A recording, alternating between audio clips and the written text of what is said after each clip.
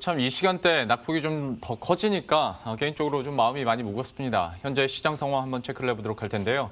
코스피와 코스닥 지금 낙폭 키우면서 코스피가 3.3%까지 지금 하락하고 있고요. 2,967선까지 떨어졌습니다. 코스닥은 이제 4%대 낙폭을 기록하면서 920선까지 내려온 상황인데요.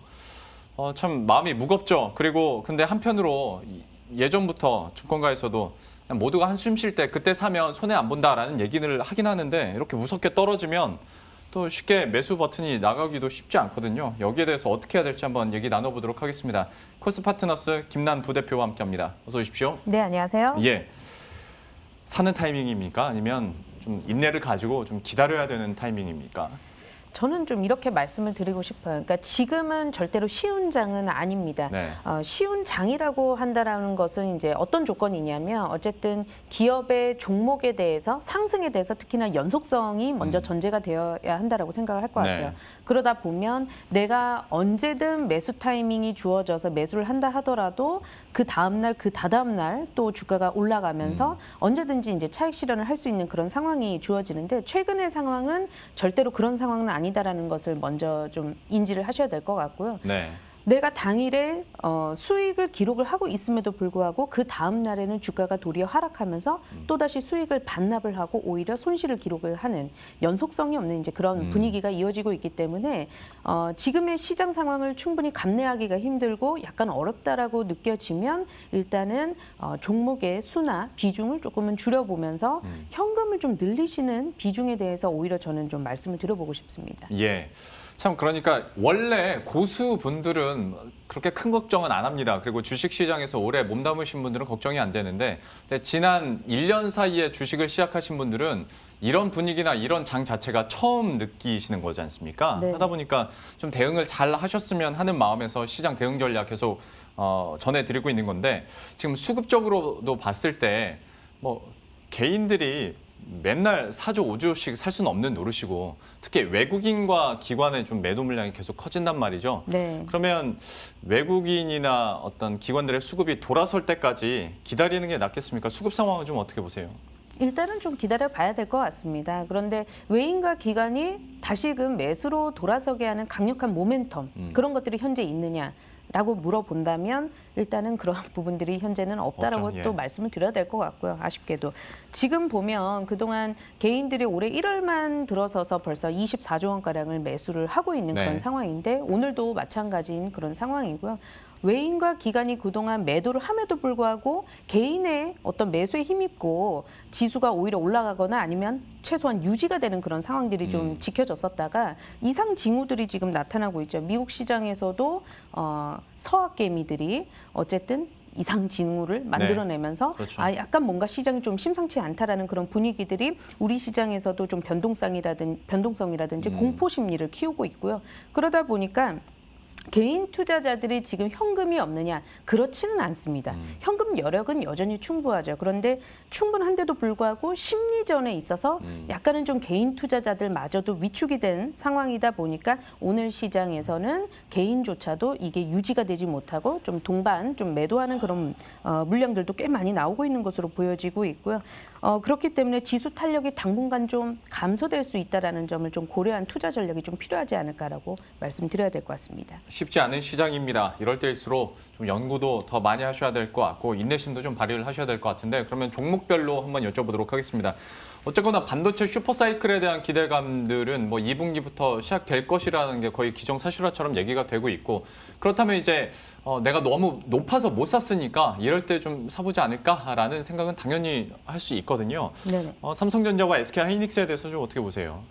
때를 기다려야 된다라고 말씀을 드리고 싶어요. 앞서서 반도체 호황 사이클에 대한 그런 얘기들도 현재 진행이 되고 있는 것도 맞고요. 그리고 설비 투자가 또 이어지는 부분들 분명히 진행되고 있는 사안인데도 불구하고 현재 시장은 어쨌든 그동안 주가 상승 각도가 굉장히 가파르게 올라오면서 외인과 기관 투자자들이 굉장히 강력하게 차익 실현을 하고 있는 그런 상황이고요.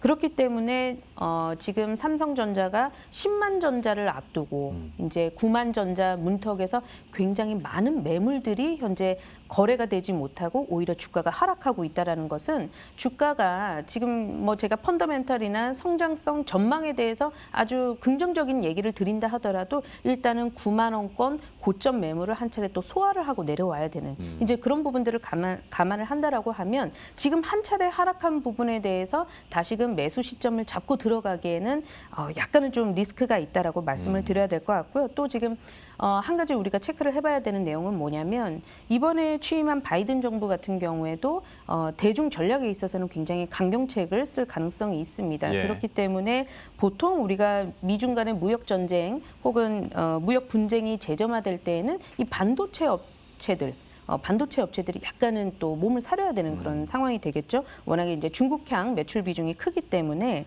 뭐 우리나라 같은 경우에도 이제 삼성전자, SK하이닉스 모두 중국향 매출 비중이 있는 상황에서는 뭐 굉장히 호황 사이클만을 가지고 얘기를 하기에는 이러한 좀 단점인 그런 부분들도 있다라는 것을 좀 감안을 해봐야 되지 않을까라고 말씀드려보도록 하겠습니다. 그러니까 종은 알겠는데 좀 기다려야 될 타이밍은 분명히 있다라고 얘기를 해주셨어요. 반도체에 대해서도 한번 들어봤고 올 한 해 흐름들을 장기적으로 봤을 때 지난해 못했었던 올해 5G가 포텐을 터뜨릴 수 있을 거다라는 얘기들은 하거든요. 네네.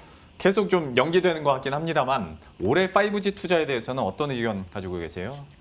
저도 개인적으로 어떻게 진행이 될지 일단은 관망을 하고 있는 그런 상황이기는 합니다. 그런데 5G 구축은 정말 필수적인 것 같기는 해요. 네. 이제 뭐 자율주행이라든지 드론이라든지 이런 첨단 기술들을 구현을 하기 위해서 필수적이라는 것은 알겠는데 굉장히 많은 천문학적인 비용들도 들고요. 그리고 우리나라를 떠나서 이제 미국이나 중국 같은 경우에는 정말 그 촘촘하게 기지국과 또 중계기라든지 이런 것들 설비를 분명히 해야지만 가능한 상황인데 그 넓은 땅을 커버를 할 수 있을 것인가에 대한 기술적인 한계도 분명히 존재하고 또 기업들 상황이 워낙 좋지 않다 보니까 통신사들의 미온적인 태도는 계속해서 좀 이어지지 않을까라고 생각을 합니다. 네. 분명 그렇지만 이제 그 가운데에서 이제 틈새 시장이 조금 있기는 있을 것 같은데 개인적으로는 인빌딩 중계기 같은 경우에는 그래도 좀 매출이나 수주적인 측면에서 올해부터는 조금 가시화가 되지 않을까라고 생각을 하는 것이 네. 국내 같은 경우에도 주파수 경매에 있어서 이제 민간 기업에 조금 할당을 해주고 있는 그런 상황이 됐어요. 그렇다 보니까 정말로 공정에 있어서 5G 통신이 필요한 공장이라든지 스마트 팩토리 같은 이제 그런 쪽에서는 인빌딩 중계기를 통해서라도 이 5G 통신을 구축을 하기 위한 움직임들이 좀 일어날 것으로 보여지고 있고요. 워낙에 이 5G 관련주들이 이미 선제적으로 2019년도에 많이 올랐었다가 오히려 지난해에는 주목을 받지 못했지만 또 상대적으로 주가의 어떤 레벨에 있어서는 다른 여타 종목 대비해서 또 가격적으로도 부각이 될 수 있는 위치에 있기 때문에 저는 많이 오르지 않은 종목 중심으로는 분명히 트레이딩 할 수 있는 구간은 나올 수 있겠다라는 의견 전해드리도록 하겠습니다. 혹시 그러면 종목에 대해서 제시를 하신다면? 많이 오르지 않은 종목으로 검색을 해보다 보니까요. 대한광통신이 눈에 띄더라고요. 물론 네네. 그 5G 전체 사업의 규모를 놓고 봤었을 때에는 그렇게 크지 않습니다만 이 회사 같은 경우에는 이제 광 케이블 관련해서 전 공정을 또 수직 계열화한 업체예요. 그런데 우리나라뿐만 아니라 이제 유럽의 광 케이블 수요에 있어서도 좀 영향을 받고 있는데 지금 유럽 같은 경우에는 3분기 들어서서 코로나 이전의 수준을 조금 회복하고 있는 모습들이 나타나고 있고요. 코로나 여파로 인해서 지난해에는 실적이 좋지 못했는데 오히려 그러한 부분 때문에 기저 효과가 발생될 수 있는 시기이지 않을까. 그리고 주가의 가격적인 측면에서도 저가 메리트가 발생될 수 있는 구간이다라고 말씀드려보도록 하겠습니다. 예, 좀 지켜보긴 해야겠습니다만은 그래도 필수 불가결하게 5G에 대한 투자는 이루어질 수밖에 없고 덜 오른 종목 가운데서 대한광통신도 얘기를 해주셨으니까요. 관심 있게 계속 흐름들 지켜보도록 하겠습니다. 또 한 가지 종목 가운데 GS 리테일 얘기해보도록 할 텐데요. 실적 부진도 부진일 뿐더러 GS 홈쇼핑과 합병 기대감이 분명히 있었는데 이후의 반응은 오히려 합병해서 뭐 할지를 알려줘야지라는 얘기들도 좀 많이 하고요. 네이버와 제휴 소식도 있는데 이거는 뭐 다른 리테일사와도 제휴를 계속 하는 상황이라 글쎄요. 주가는 생각처럼은 가진 않는 것 같습니다. 이 종목에 대해서는 어떻게 평가하십니까? 네, 오히려 저는 GS 리테일에 있어서는 좀 더 긍정적인 얘기를 드릴 수 있을 것 같아요. 어쨌든 비즈니스 향후 모델에 대해서는 아마 충분한 고민들을 할 거라고 생각을 합니다. 그런데 이런 것들이 아직 가시화되지 않았다라는 거고 또 시장에 오픈이 되지 않았다라는 거기 때문에 오히려 기대감으로 주가에는 작용을 할 수 있지 않을까라고 보고 있고요. 반면에 또 외인과 기관 투자자들이 최근에 전반적으로 매도를 하는 것에 비해서 순매수에 나서고 있는 종목이기도 하고 앞서서 가격적으로 저가 메리트가 발생될 수 있는 종목군들이 최근에 상대적으로 좀 선전하는 모습들이 나타나는데 오늘 GS 리테일이 그러한 형태를 아주 잘 보여주고 있는 것으로 보여집니다. 마이너스 2%대 정도로 시장에서 선전을 하고 있기 때문에 오히려 충분한 주가 상승에 대한 기대감은 GS 리테일에 있다. 이렇게 좀 말씀드려야 될 것 같습니다. GS 리테일에 대해서도 포인트들과 투자 스탠스들을 들어봤으니까요. 관심 있으신 분들은 참고하셨으면 좋겠고요. 이제 다음 주 이제 2월장도 시작이 됩니다. 좀 어떻게 맞이하고 대비를 해야 될지 주요 변수나 포인트들을 좀 짚어주시겠어요? 중요한 것은 이제 공매도 금지 조치 연장에 대한 얘기들이 아마 이제 정말 2월에는 나올 그러겠죠. 것으로 예. 보여지고 있고요. 앞서서 외인이 돌아올 수 있을 만한 어떤 그러한 조건, 외인이 돌아오기 위한 조건은 아마 이 공매도 금지가 더 이상 연장이 되지 않고 해제가 되는 그런 얘기들이 나온다면 상대적으로 또 외인들은 들어올 수 있는 여건이 그럴 수 마련될 있겠죠. 것으로 예. 보여지고 있고요.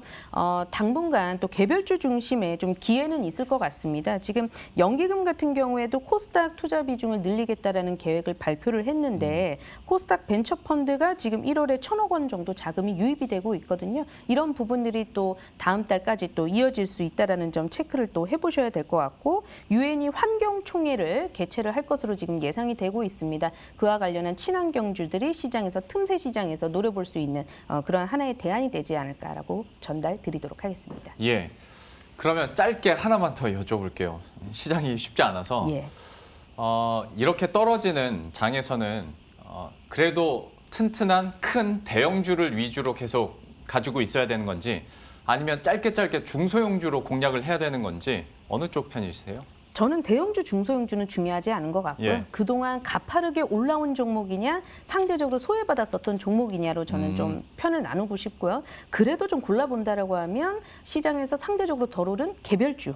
개별주들은 분명히 투자를 해볼 수 있을 만한 기회 정도는 주어질 것이다라고 말씀드려야 될 것 같습니다. 예, 우문 현답까지 이렇게 들어봤습니다. 코스파트너스 김난 부대표와 함께했습니다. 오늘 말씀 고맙습니다. 네, 감사합니다. 예, 시장 낙폭이 커지다 보니까 참 우울합니다. 그래도 좀 대응을 잘 하셨으면 좋겠고 저희 유튜브 채팅창에서도 이제 처음 본 이제 시청자분들이 고민 상담을 많이 올려주세요. 그만큼 이제 주린이 분들 같은 경우에는 처음 경험하게 되는 좀 이런 하락장일 수도 있겠는데요. 좀 이렇게 조정받고 있을 때 어떻게 이 시장을 활용할 수 있을지 저희 빨간 상승맛 2부 통해서도 전략 가득 준비했으니까요. 끝까지 함께 하시면서 참고하셨으면 좋겠고요. 저희들은 다음 주 월요일 이 시간에 또 새로운 전략과 종목들 들고 다시 찾아뵙도록 하겠습니다. 시청해주신 여러분 고맙습니다.